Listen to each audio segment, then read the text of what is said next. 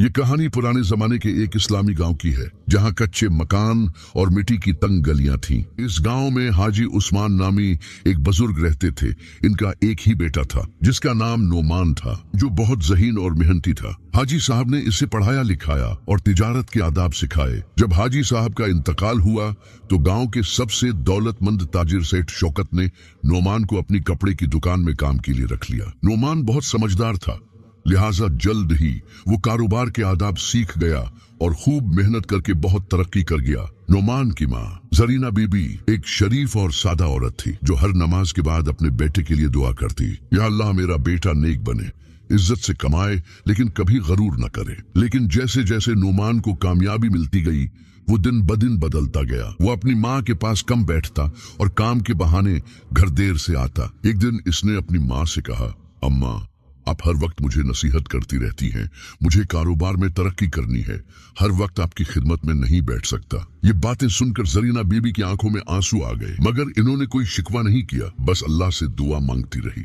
कुछ ही दिनों में नोमान ने सेठ शौकत की दुकान खरीद ली और खुद बड़ा ताजिर बन गया। इसकी दौलत बढ़ती गई, मगर दिल सख्त होता गया। अब वो गांव के गरीबों को हकीर समझने लगा। ज़कात निकालता, मगर सिर्फ दिखावे के लिए, और जब माँ कुछ कहती तो बदतमीजी करता। अम्मा, पुराने वक्तों की बातें छोड़ें, आजकल ऐसे काम नहीं चलते। नोमान की बातें सुनकर जरीना बीबी खामोश रहती, लेकिन हर रात तहज्जुद में आंसू बहाती। फिर वो लम्हा आया जिसने नोमान की जिंदगी हमेशा के लिए बदल दी। एक दिन नोमान को शहर के एक बड़े ताजिर के साथ लेन देन करने जाना था।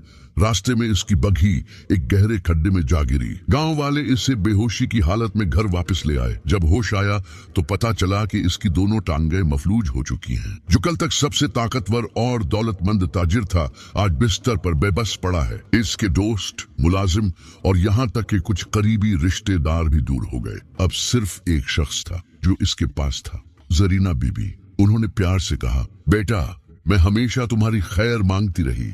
शायद मेरे अल्लाह को यही मंजूर था कि तुम्हें इसी हालत में वापस मेरी तरफ पलटाए। ये सुनकर नोमान का दिल पिघल गया, आंखों से आंसू जारी हो गए और वो माँ के हाथ चूम कर कहने लगा, अम्मा, मैंने बहुत गलतियां की, मुझे माफ कर दीजिए। जरीना बेबी ने कहा, बेटा, मैंने कब नाराजगी रखी, मैं तो हमेशा तुम्हारे लिए दुआ करती रहती हूँ। नोमान ने अल्लाह से सच्ची तौबा की और अपना बाकी माल अल्लाह की राह में दे दिया।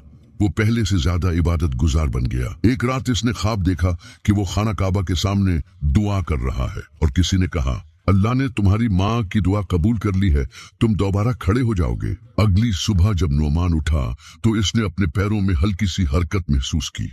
आहिस्ता आहिस्ता वो चलने के काबिल हो गया और कुछ ही महीनों में मुकम्मल सेहतमंद हो चुका था। अब वो पहले जैसा गरूर करने वाला ताजिर नहीं था, बल्कि एक शुक्रगुजार और नेक बंदा बन चुका था। वो अपनी माँ का खास ख्याल रखता और रोज इनके पास बैठकर कहता, अम्मा, बस एक दुआ और कर दें कि मेरा दिल कभी अल्लाह की नाफरमानी की तरफ माइल ना हो। ये कहानी हमें सिखाती है कि माँ की दुआ दुनिया की सबसे बड़ी दौलत है।